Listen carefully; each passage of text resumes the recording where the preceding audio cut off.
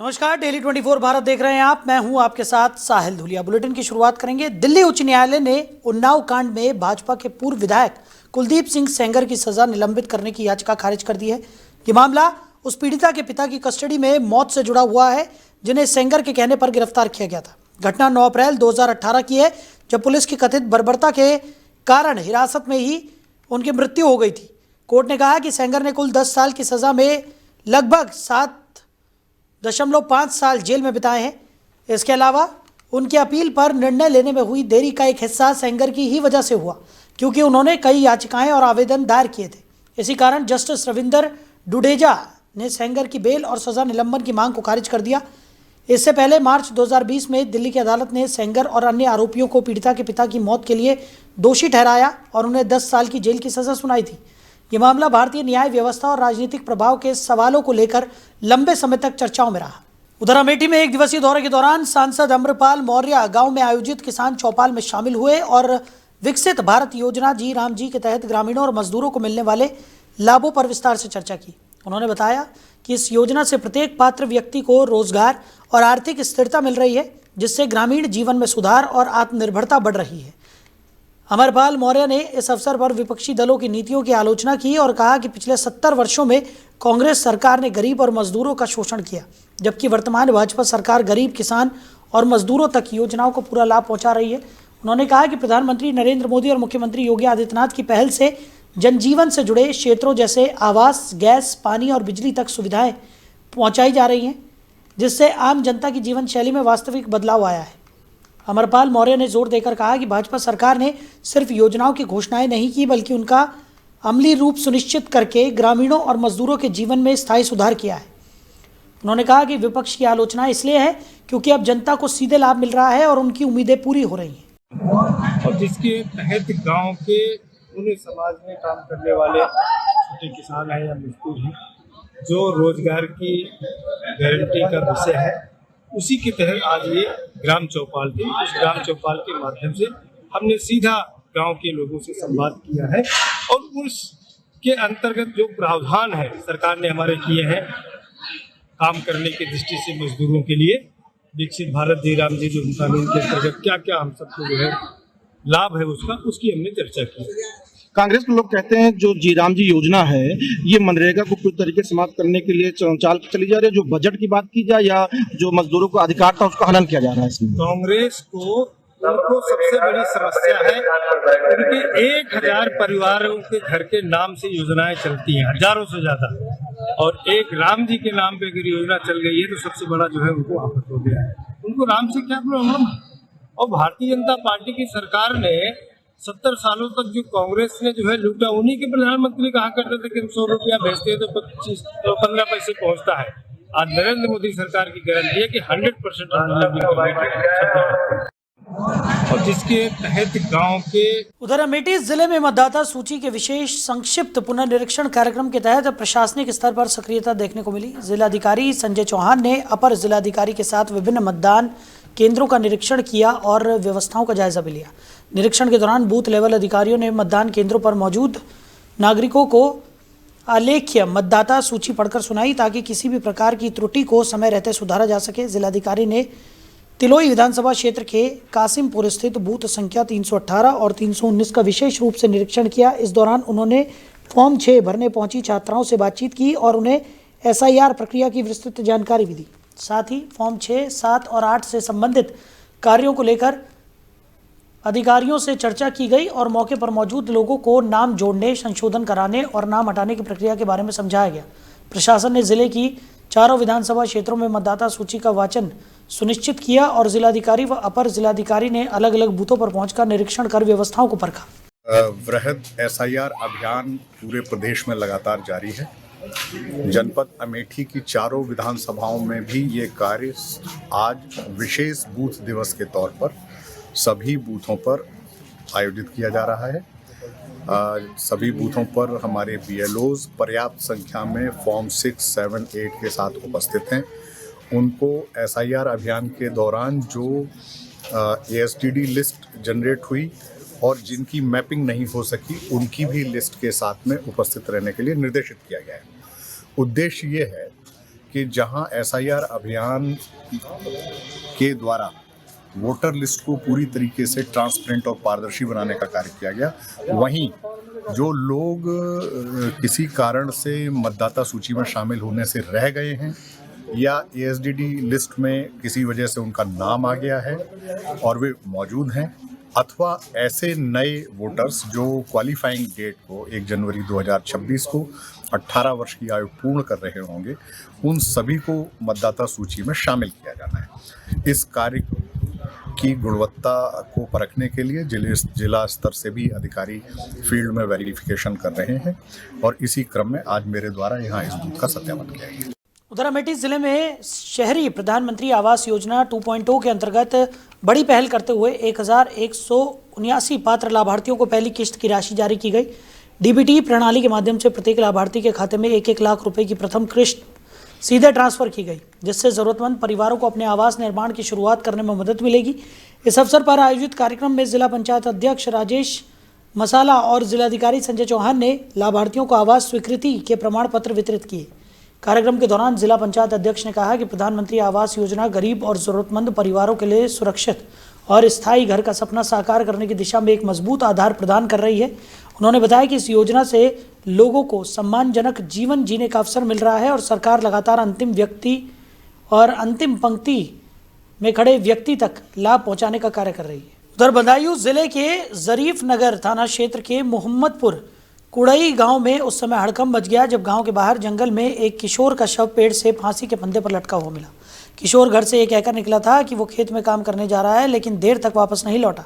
काफ़ी देर इंतजार के बाद परिजनों ने उसकी तलाश शुरू की। खोजबीन के दौरान गांव के पास जंगल में पेड़ से लटका शव दिखाई दिया, जिससे परिजनों में कोहराम मच गया। घटना की सूचना तुरंत पुलिस को दी गई। सूचना मिलते ही पुलिस मौके पर पहुंची और शव को कब्जे में लेकर पोस्टमार्टम के लिए जिला मुख्यालय भेज दिया गया। परिजनों ने इस मौत को संदिग्ध बताते हुए साजिश के तहत हत्या किए जाने की आशंका जताई है। पुलिस का कहना है कि पोस्टमार्टम रिपोर्ट आने के बाद मामले की सच्चाई स्पष्ट होगी और उसी आधार पर आगे की कार्रवाई की जाएगी। फिलहाल पूरे मामले की गहन जांच जारी है। बेटा हमारा साहब सुबह 8 बजे गया था घर से, खेत तक देखने भेजा मैंने कि जा तू खेत में घूम। तो वहाँ पे जाके देखी तो मैंने 2 बार लड़का भेजा, मैंने देखी भैया कहाँ है, भैया ना मिलो। फिर मैं शाम के 4 बजे गया तो वहाँ पर काकतर लटका हुआ मिला नीचे। अच्छा, क्या लगता है आपको? लड़का की हत्या की है। अच्छा, किसी पे शक है आपका? हाँ शक है। थाने में तहरीर वगैरह दी है? अभी तो ना दी है सर, वो रात तो मैंने काकतर अभी दिन आए यहाँ के ले। बेटा हमारा साहब सुबह 8 बजे। वहीं उत्तर प्रदेश के बलिया जनपद में कांग्रेस पार्टी ने केंद्र और राज्य सरकार के फैसले के विरोध में एक अलग तरह का प्रदर्शन किया। कांग्रेस कार्यालय परिसर में पार्टी पदाधिकारियों और कार्यकर्ताओं ने प्रतीकात्मक रूप से मजदूरी कर अपना विरोध जताया। ये प्रदर्शन मनरेगा योजना का नाम बदलकर जी राम जी किए जाने के प्रस्ताव के खिलाफ किया गया। कांग्रेस नेताओं का कहना है कि ये कदम राष्ट्रपिता महात्मा गांधी के नाम और उनकी विचारधारा का अपमान है, जिसे पार्टी किसी भी हाल में स्वीकार नहीं करेगी। प्रदर्शन के दौरान कांग्रेस जिलाध्यक्ष ने कहा कि बलिया वो ऐतिहासिक धरती है जिसने देश की आज़ादी की लड़ाई में सबसे पहले आवाज़ बुलंद की थी। ये जनपद क्रांतिकारियों और बागियों का गढ़ रहा है और स्वतंत्रता आंदोलन में इसकी महत्वपूर्ण भूमिका रही है। ऐसे जिले में महात्मा गांधी से जुड़ी योजना के नाम में बदलाव का विरोध करना उनकी नैतिक जिम्मेदारी है। उन्होंने कहा कि मनरेगा का नाम बदलने का फैसला देश की भावनाओं को ठेस पहुंचाने वाला है। कांग्रेस ने साफ किया है कि इस निर्णय के खिलाफ पार्टी सड़क से लेकर संसद तक संघर्ष जारी रखेगी। वर्तमान की जो सरकार है वो मनरेगा योजना को बंद करके जी राम जी से योजना लगाई और ये सरकार जो है केंद्र की 100% मजदूरी मिलता था लोगों को देने के लिए दिहाड़ी के रूप में, और जब से योजना लगी है तब से गांव में 100 दिन का रोजगार मिला भी, लोगों ने काम भी किया। आज 60-40 के रेशियो इन्होंने पैदा कर दिया, नाम चेंज कर दिया और दहाड़ी बढ़ाने का इन्होंने 125 दिन का हम रोजगार देंगे। लेकिन आप कहीं सर्वे निकाल के देख लीजिएगा, जब से 2014 से 2015 की इनकी सरकार 18-19 तक जो सरकारी है, उस समय मात्र 50-52% ही मजदूरी दे पाए हैं। 2019 से 2024 तक मात्र जो है 40 से 42% दे पाए। तो पहला जो ये कहें कि 125 दिन का मैं दूंगा, ये कार्यक्रम इनका फेल है, बहकावे की बात है। दूसरी बात, जब आपको नाम चेंजिंग करने का क्या जरूरत थी? महात्मा गांधी देश के बापू कहे जाते हैं, सारे लोग बापू कहे, यहाँ तक कि विदेशों में बापू के नाम से जाने जाते हैं। यूपीए की सरकार मनरेगा महात्मा गांधी के नाम पर रखा, तो इनको गांधी जी से कितना विरोध है। इसका मतलब कि इनका सीधे सीधे ये गोड्सेवादी हैं, गोडसे को लेकर के चलते हैं और हम लोग जो है गांधी जी को लेकर चलते हैं। तो ये गोडसे जिंदाबाद बोलते हैं हम लोग। वर्तमान की जो सरकार है वो मनरेगा योजना को बंद करके। वहीं बलिया जनपद के रसड़ा क्षेत्र से सामने आई इस खबर में एक कार्यक्रम के दौरान राजनीति और धर्म को लेकर अहम बयान दिया गया। रसड़ा में श्रीनाथ बाबा मठ परिसर में आयोजित कंबल वितरण कार्यक्रम के मौके पर उत्तर प्रदेश सरकार के मंत्री दयाशंकर सिंह ने मंच से संबोधित किया। उन्होंने कहा कि भारत की राजनीति प्राचीन काल से ही सनातन परंपराओं और धर्माचार्यों के आशीर्वाद से आगे बढ़ती रही है। उनका कहना था कि धर्म गुरुओं के मार्गदर्शन में चलने वाली राजनीति सबसे बेहतर और समाज के हित में होती है। मंत्री दयाशंकर सिंह ने अपने संबोधन में विपक्ष के उन आरोपों का भी जिक्र किया जिनमें अक्सर कहा जाता है कि भारतीय जनता पार्टी धर्म के आधार पर राजनीति करती है। इस पर प्रतिक्रिया देते हुए उन्होंने खुले मन से कहा कि ये कोई नई बात नहीं है, बल्कि सनातन काल से ही भारत की राजनीतिक व्यवस्था धर्माचार्यों के आशीर्वाद और मार्गदर्शन से संचालित होती रही है। उन्होंने उदाहरण देते हुए कहा कि यदि वशिष्ठ और विश्वामित्र जैसे महर्षि ना होते तो मर्यादा पुरुषोत्तम राम का चरित्र और आदर्श भी सामने नहीं आता। कार्यक्रम के दौरान उन्होंने ये भी कहा कि धर्म और संस्कृति से जुड़ी राजनीति समाज को दिशा देने का काम करती है और देश की परंपराओं को मजबूत बनाती है। वहीं उत्तराखंड के पूर्व मुख्यमंत्री और महाराष्ट्र गोवा के पूर्व राज्यपाल भगत सिंह कोश्यारी से रामपुर तिराहा कांड जैसे बहुचर्चित और संवेदनशील विषय पर सीधे सवाल किया। उत्तराखंड उनसे खुलकर बातचीत की गई, जिसमें उनकी भूमिका, उस समय की परिस्थितियों और पूरे घटनाक्रम पर उनकी सोच जानने का प्रयास किया गया। बातचीत के दौरान उन्होंने इस मुद्दे पर अपनी बात स्पष्ट शब्दों में रखी, कुछ तथ्यों को स्वीकार किया और अपने अनुभव साझा किए। साथ ही उन्होंने इस घटना से जुड़ा अपना संदेश भी देश के सामने रखा, जो आज भी सामाजिक और राजनीतिक दृष्टि से महत्वपूर्ण माना जा रहा है। उत्तराखंड जब बन गया उसके बाद उत्तराखंड को क्या क्या मिला? देखिए, उत्तराखंड को सब कुछ मिल गया है। उत्तराखंड में जगह जगह जहाँ मैं 7 दिन में पहुंचा था मोटर रोड से पैदल चल करके, आज वहाँ सब जगह मैं कार से जाता हूँ। तो आप समझ लो इतनी यातायात सुविधा सारे वहाँ जगह जगह आपके मोबाइल के टावर लग चुके हैं। और सबसे बड़ी बात क्या है कि वहाँ जो सांस्कृतिक क्रांति एक प्रकार से हो रही है, 4 धाम से लेकर के जागेश्वर आदि कैलाश, एक नया उत्साह लोगों में पड़ा है। और तो और नीम करौली बाबा के दर्शन करने के लिए लाखों की संख्या में लोग जाने लग गए। तो एक प्रकार से वहाँ हर दृष्टि से, विकास की दृष्टि से, सांस्कृतिक दृष्टि से और साहित्यिक दृष्टि से बहुत आगे उन्नति हो रही है। लेकिन भगत जी एक दर्द है पर्वतीय समाज के लोगों को कि जो रामपुर तिराहा कांड हुआ था, 25 साल उसके निकल चुके हैं और केंद्र में, उत्तर प्रदेश में और उत्तरांचल में हमारी सरकार है, पर कुछ होकर हो नहीं पा रहा है। असल में ऐसा है, इन चीजों को बहुत उलझने से कोई फायदा नहीं, ठीक है नहीं। उसके लिए न्यायपालिका काम कर रही है। उसके 25 साल बहुत लंबा समय नहीं हो गया। अब ये तो न्यायपालिका से पूछो ना, मुझसे क्यों पूछो। चलिए धन्यवाद। देखिए, ये थे हमारे संग भगत सिंह कोश्यारी जी, और जिनसे हमने पूछा कि 25 साल हो चुके हैं तिहारा, जो रामपुर में एक तिहारा कांड हुआ था, तो उन्होंने अपनी बात में कहा कि न्यायपालिका से पूछो, न्यायपालिका की बातें हैं। जुड़े रहिए मुझसे डेली 24 भारत। वहीं चित्रकूट के एसडीएम कॉलोनी में स्थित राजकीय बाल संप्रेक्षण गृह में उस समय हड़कंप मच गया जब वहां निरुद्ध कुछ बाल कैदियों ने खुद को कमरे के अंदर बंद कर लिया। इस घटना की जानकारी मिलते ही पुलिस और प्रशासनिक अमला तत्काल संप्रेक्षण गृह पहुंच गया और स्थिति को संभालने का प्रयास शुरू किया। अधिकारियों ने बाल कैदियों से लगातार बातचीत कर उन्हें शांत करने और बाहर आने के लिए समझाने की कोशिश की। प्रशासन और संप्रेक्षण गृह के जिम्मेदार अधिकारी इस घटना के कारणों को लेकर खुलकर कुछ भी बताने से बचते नजर आए। देखो, ये 4 लड़कों ने थोड़ा सा बाकी के साथ मिलकर और उसमें जो लेटने के तत्व थे वे गेट पर लगा के और अपने आप को बंद कर लिया था। उसके संबंध में डीएलएसए की जो अध्यक्ष हैं वो भी आई हुई है और यहाँ पे मजिस्ट्रेट लोग आए हुए हैं, जो संप्रेषण गृह के अधिकारी हैं, उन्होंने वार्ता करके और जो है गेट खुलवा दिया है। बाकी कारणों की जांच की जा रही है। देखो, ये 4 लड़कों ने थोड़ा सा बाकी के साथ मिलकर। वहीं हमीरपुर जिले में गरीबों को मिलने वाले सरकारी राशन को लेकर एक गंभीर मामला सामने आया है, जिसने सार्वजनिक वितरण व्यवस्था पर सवाल खड़े कर दिए हैं। कुरारा थाना क्षेत्र के पंचखुरा मंगलपुर गांव में एक कोटेदार पर आरोप है कि वो राशन लेने आए लाभार्थियों को जबरन अन्य घटिया सामग्री भी थमा रहा है और उसके बदले उनसे 110 रुपये वसूल कर रहा है। ये पूरी घटना कैमरे में रिकॉर्ड हो गई, जिसमें कोटेदार खुलेआम दबाव बनाते हुए लोगों को राशन के साथ अतिरिक्त सामान लेने के लिए भी मजबूर करता दिखाई दे रहा है। वीडियो में ये भी देखा गया कि जब एक उपभोक्ता ने इस जबरन वसूली पर सवाल उठाया तो कोटेदार ने उसके साथ अभद्र व्यवहार किया और उल्टा रौब दिखाते हुए विभागीय अधिकारियों का नाम लेकर बात को टालने की कोशिश की। गरीबों के अधिकारों के साथ हो रही इस मनमानी ने प्रशासन और आपूर्ति विभाग की कार्यप्रणाली पर गंभीर प्रश्न चिन्ह लगा दिए हैं। ये वीडियो सोशल मीडिया पर तेजी से फैल रहा है, लेकिन इसके बावजूद जिम्मेदार अधिकारी अब तक कोई ठोस कदम उठाते नजर नहीं आ रहे हैं, जिससे लोगों में नाराजगी और अविश्वास बढ़ता जा रहा है। वहीं कानपुर में अपराध और अपराधियों के खिलाफ चलाए जा रहे विशेष अभियान के तहत जीआरपी पुलिस को एक बड़ी सफलता हाथ लगी है। जीआरपी थाना पुलिस ने अवैध शराब की तस्करी में लिप्त 3 लोगों को गिरफ्तार किया है। कार्रवाई के दौरान पुलिस ने आरोपियों के कब्जे से लगभग 1,50,000 रुपए मूल्य की शराब बरामद की। पुलिस के अनुसार पकड़े गए आरोपी लंबे समय से अवैध रूप से शराब की तस्करी में शामिल थे और इसे अलग अलग स्थानों पर सप्लाई करने की फिराक में थे। मामले का खुलासा होने के बाद जीआरपी पुलिस ने आरोपियों के खिलाफ आबकारी अधिनियम के तहत विधिक कार्रवाई करते हुए उन्हें न्यायालय में पेश करने की प्रक्रिया शुरू कर दी है।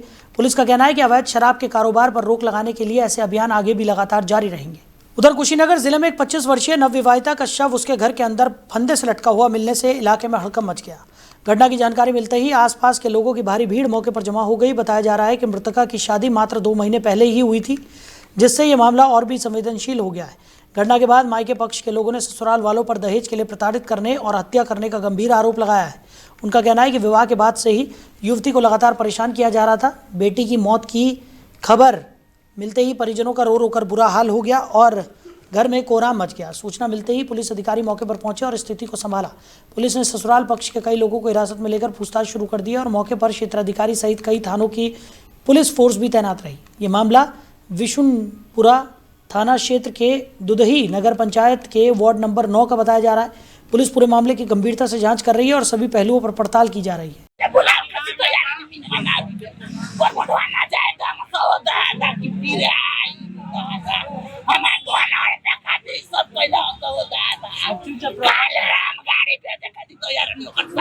कैसे मौत भइल बा, कहाँ केकरा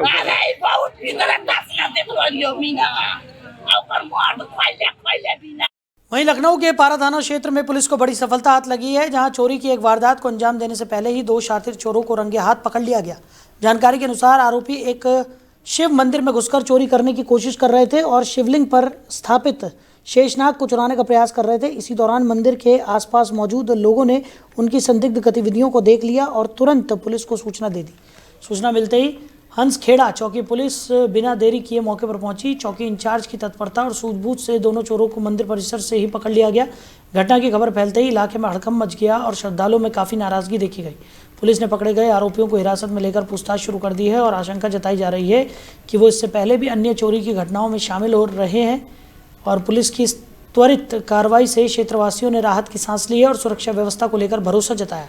तो आपको बता दें कि कानून व्यवस्था को लेकर एक बार फिर गंभीर सवाल खड़े हो रहे हैं। लखनऊ में थाना दुबग्गा क्षेत्र के अंतर्गत चरक इंस्टीट्यूट इलाके में ताबड़तोड़ फायरिंग की घटना सामने आई है, जिससे पूरे क्षेत्र में अफरा तफरी और दहशत का माहौल बन गया। अचानक चली गोलियों की आवाज़ से इलाका गूंज उठा और लोग सहम गए। बताया जा रहा है कि करीब 10 से 15 दबंगों ने खुलेआम गोलियां चलाई और इसके साथ ही पथराव भी किया। इस पूरी घटना से साफ नजर आता है कि अपराधी बेखौफ होकर राजधानी में आतंक फैला रहे हैं। फायरिंग और पत्थरबाजी के बाद स्थानीय लोगों में भय का माहौल है और लोग अपने घरों में दुबकने को मजबूर हो गए। घटना ने एक बार फिर लखनऊ में कानून के राज को लेकर चिंता बढ़ा दी है और पुलिस प्रशासन की सक्रियता पर सवाल खड़े कर दिए हैं। उधर उत्तर प्रदेश के महोबा जिले में एक दर्दनाक और चौंकाने वाली घटना सामने आई है, जहां खेतों में बकरी चराने गया 15 वर्षीय किशोर संदिग्ध परिस्थितियों में हुए विस्फोट की चपेट में आकर गंभीर रूप से घायल हो गया। यह हादसा चरखारी कोतवाली क्षेत्र के सालट गांव के पास सुनसान इलाके में हुआ, जहां अचानक जोरदार धमाका हुआ। धमाके की आवाज़ सुनते ही आसपास के इलाकों में हड़कंप मच गया और खेतों में काम कर रहे ग्रामीण मौके की ओर दौड़े। उन्होंने देखा कि किशोर खून से लथपथ हालत में पड़ा हुआ है। घटना की जानकारी मिलते ही परिजन मौके पर पहुंचे और आनन फानन में घायल किशोर को इलाज के लिए महोबा जिला अस्पताल में इमरजेंसी वार्ड ले जाया गया। अस्पताल में प्राथमिक उपचार किया गया, लेकिन हालत में कोई खास सुधार नहीं होने पर डॉक्टरों ने उसे बेहतर इलाज के लिए हायर सेंटर रेफर कर दिया। बताया जा रहा है कि विस्फोट इतना तेज था कि किशोर के हाथ में गंभीर चोटें आई है। परिजनों के अनुसार किशोर रोज की तरह गाँव के बाहर खेतों में बकरियां चरा रहा था, तभी वहाँ पहले से मौजूद किसी विस्फोटक में अचानक धमाका हो गया। ग्रामीणों का कहना है कि इलाका काफ़ी सुनसान है, जिससे वहाँ विस्फोटक का होना कई सवाल खड़े करता है। फिलहाल घटना के बाद पूरे गांव में दहशत का माहौल है। पुलिस और प्रशासन की ओर से मामले की जांच की जा रही है ताकि ये पता लगाया जा सके कि विस्फोटक वहां कैसे पहुंचा और इसके पीछे क्या कारण रहा। हाँ, एक बच्चा आया हुआ है और उसके हाथों में काफ़ी इंजरी है और लेस्टेशन भी है, फ्रेश इंजरी भी लग रही है उसमें। फिलहाल परिजनों द्वारा बताया गया है कि ये बकरी चराने खेत पे गया था, वहाँ पे कोई विस्फोटक रखा हुआ था, उसमें कोई पत्थर वत्थर इसने मारा है, इस वजह से ब्लास्ट हुआ है और इसके ये इंजरी हुई है। सब जंगल जा रहे थे तो छिरियां ले गए थे, तो किसी ने सुगर मारने के लिए बम धर दिया कि गोला धर दिया, हमको तो पता नहीं। खेतों में पानी लगा रहे थे, तो एक खेत वालों पानी लगा रहा हो तो उसने उठाया है और बस हाथों में देखा तो घल गया। तो पता नहीं है कि कहता नहीं बाप रे बचाव से एक खेतों वालों भागा, तो उसके तो डर दुब्बे हूँ। को किस तरह का बम था ये? हमने तो देखा ही नहीं है, पहुंचे ही नहीं पाया, अकेला था वो बचका नहीं। एक खेतों वालों तो उसने उठाया कहा पधारू और आ गया। कितना नुकसान हुआ बालक को? क्या नुकसान हुआ बालक को? दोनों हाथ फट गए साहब, माँ सांस लटक गया, उंगलियां सुंगलियां फट गई, आंखन में वो चढ़ गया धूरा। हाँ, एक बच्चा आया हुआ है और उसके हाथों में काफ़ी इंजरी है और उधर मैनपुरी जिले में अवैध कब्जों के खिलाफ प्रदेश सरकार के सख्त रुख के तहत जिला प्रशासन ने बड़ी कार्रवाई को अंजाम दिया है। सदर तहसील क्षेत्र में स्थित ऐतिहासिक और प्राचीन राजा के ताल की भूमि को कब्जा मुक्त कराने के लिए प्रशासन ने व्यापक स्तर पर अभियान चलाया। लंबे समय से इस तालाब की जमीन पर भूमाफिया द्वारा अवैध रूप से कब्जा कर प्लॉटिंग किए जाने और जमीन बेचने की कोशिश की जा रही थी, जिसे लेकर लगातार शिकायतें सामने आ रही थी। तालाब जैसी महत्वपूर्ण जल संरचना के अस्तित्व पर संकट मंडराने लगा था। मामले की जानकारी पर्यटन एवं संस्कृति विभाग तक पहुंचने के बाद संबंधित विभाग की ओर से इस पर कड़ा रुख अपनाया गया। स्पष्ट निर्देश दिए गए कि ऐतिहासिक धरोहरों और प्राचीन तालाबों की जमीनों पर किसी भी तरह का अवैध कब्जा बर्दाश्त नहीं किया जाएगा। इसके बाद प्रशासन हरकत में आया और सदर एसडीएम के नेतृत्व में राजस्व विभाग और भारी पुलिस बल की मौजूदगी में मौके पर कार्रवाई शुरू की गई। कार्रवाई के दौरान तालाब की भूमि पर किए गए करीब 35 से अधिक अवैध प्लॉटों की बाउंड्री वॉल और निर्माण कार्यों को ध्वस्त किया गया। इसके अलावा तालाब की जमीन पर बने 2 अवैध मकानों को भी बुलडोजर की मदद से हटाकर जमीन को खाली कराया गया। प्रशासन ने स्पष्ट किया कि राजा के ताल की पूरी भूमि को कब्जा मुक्त कर संरक्षित किया जाएगा ताकि इस ऐतिहासिक धरोहर का अस्तित्व सुरक्षित रह सके। इस कार्रवाई से जिले में अवैध कब्जाधारियों में हड़कंप मच गया है और प्रशासन ने भविष्य में भी ऐसे अतिक्रमणों पर सख्त कार्रवाई जारी रखने के संकेत दे दिए हैं। अभी चर्चा हुई है, अभी मामला संज्ञान में लाया। आप बहुत लेट ना पाए क्योंकि पहला दायित्व तो आपका ही था। आज ही कार्रवाई भी होगी। कोई भी अवैध कब्जा किसी भी आरक्षित भूमि पर और खासकर तालाब चरागाह इस तरह की जो भूमि है उन पर किसी भी दशा में कम से कम मैनपुरी विधानसभा क्षेत्र में नहीं हो रही है। मैनपुरी में तमाम प्लॉटिंग हो रही है जिसमें 143 बिना कराए ही प्लॉटिंग सारी जगह भूमाफिया कर रहे हैं। ऐसी कोई सूची हो तो मैं दो जी अभी दे दो। डूब क्षेत्र में कई प्लॉटिंग मकान बनाए जा रहे हैं, उसमें प्रशासन नोटिस लगा रहा है, उसके बाद भी निर्माण कर रहा है। वो तो लगातार पहले भी नोटिस होते रहे। डूब क्षेत्र में यदि कोई हो रहा है तो बंद कराओ, किसी का भी हो। डूब क्षेत्र का बिल्कुल अवैध है ना वो। आज माननीय मंत्री जी की जन सुनवाई में ये शिकायत आई थी कि राजा का ताल जो मैनपुरी जिले के एकदम बीचों बीच शहर में स्थित है, वहाँ पे कुछ लोग तालाब में मिट्टी डाल के उसको पाट के उस पर प्लॉटिंग का कार्य कर रहे हैं। ये शिकायत प्राप्त होने के बाद पश्चात आज पुलिस और प्रशासन दोनों की राजस्व प्रशासन की टीम आई और हम लोग ने जांच के दौरान ये शिकायत सही पाई और उसके बाद अतिक्रमण को हटाया गया। लगभग कितने प्लॉटों को सुरक्षित किया गया? राजा का ताल को कितना सुरक्षित किया गया? कम से कम यहाँ पे 30 से 35 प्लॉटों को हम लोग ने, जो इन्होंने मिट्टी डाल के इन्होंने भराव करके प्लॉट अवैध प्लॉट बना रखे थे, उनको हम लोग ने अतिक्रमण मुक्त कराया है। पूरा राजा का ताल कब तक सुरक्षित होने की उम्मीद है? आगे के लिए हम टीम गठित कर रहे हैं, उसकी जांच जल्दी से जल्दी। सर, जो लोग कब्जा कर रहे थे क्या उनके ऊपर कार्रवाई की जाएगी? हाँ, ये जो लोग भी इसमें संलिप्त पाए जाएंगे उनके खिलाफ कड़ी से कड़ी कार्रवाई की जाएगी। अभी चर्चा हुई है, अभी मामला संज्ञान में लाया। उधर पीलीभीत जिले के घुंगचाई थाना क्षेत्र में पुलिस ने साइबर ठगी के खिलाफ बड़ी कार्रवाई करते हुए एक शातिर आरोपी को गिरफ्तार किया है। जांच में सामने आया है कि आरोपी सिम चोरी कर और फर्जी तरीके से मोबाइल कनेक्शन का इस्तेमाल कर लोगों के साथ ऑनलाइन ठगी करता था। पुलिस ने जब आरोपी को पकड़ा तो उसके पास से ठगी में इस्तेमाल किए जाने वाले कई अहम सामान भी बरामद किए गए।